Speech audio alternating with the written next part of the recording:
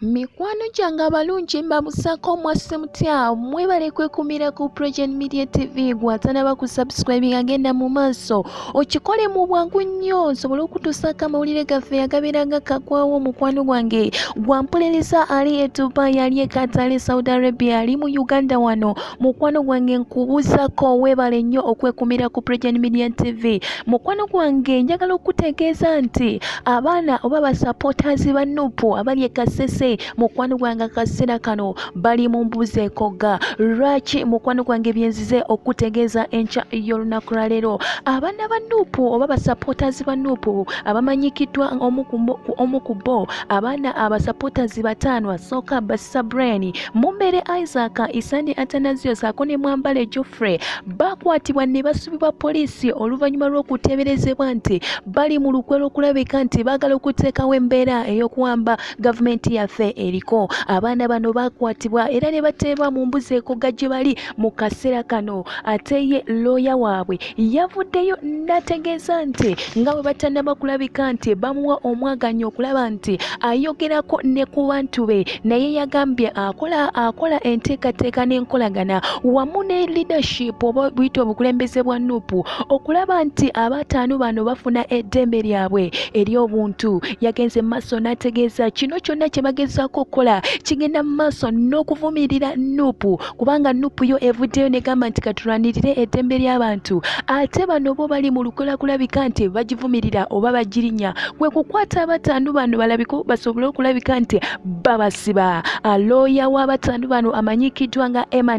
Emmanuel Kirunda mikwano gyange nyongera okutegeeza n'enkugamba nti abaana bano basibwa olw'ensonga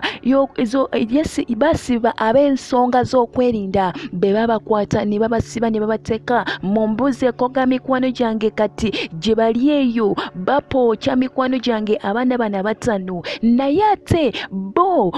abakulira abakulembeze ba NUP bavuddeyo ne bategeeza ne bagamba nti kino kyonna kyakuvumirira NUP engeri gyevuddeyo negamba nti yo erwanirira eddembe ly'abantu ate ye Samuel Masereka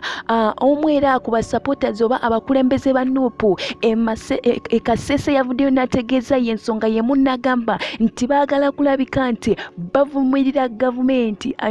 baagala kulabika nti munsonyemu katono baagala kulabika nti bavumirira NUP bagirinyirire okusobola okulabika nti bagijjamu amaanyi bagivumirira erekerawo okulabika nga erina ensonga ezimu zeeyogerwako mikwano gyange njagala okutegeeza nti embeera yo mu Uganda yeeyongera kwonooneka bulijjo na bulijjo naye kinakungamba kimu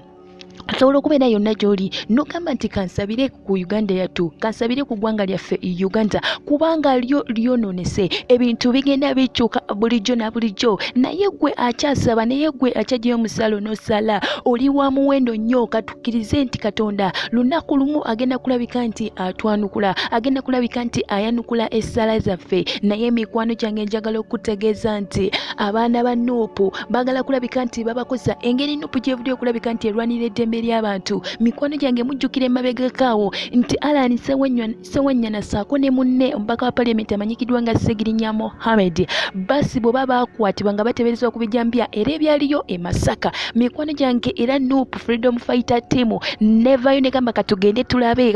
omubaka waffe Segirinya Mohammed embeera gy'alimu bwe batyo ne bessa mu ddene ne batambula ne basobola okulabika nti bagendayo bamulabe naye ate mikwano gyange ebyavayo tebyali birungi President wa NUP Kyagulanyi Ssentamu n'agamba nti embeera Segirinya gy'alimu mbi nnyo n'agamba naye gavumenti eveeyo tuveeyo tulwanire eddembe ly'abantu mikwano gyange ebimu ku byo byebyo lwaki kati gavumenti lwaki kati poliisi egenda maaso n'okulabika nti erinnyirira NUP mikwano gyange nja kuba nkutuusako amawulire agakwata ku nsonga eno yennyini tova ku Project Media TV amawulire gaffe amalala osobola ogasanga ku projectmedia.com ago aga entertainment saako n'ago aga sports mukwano gwange nkubuzaako wasizo otya kansije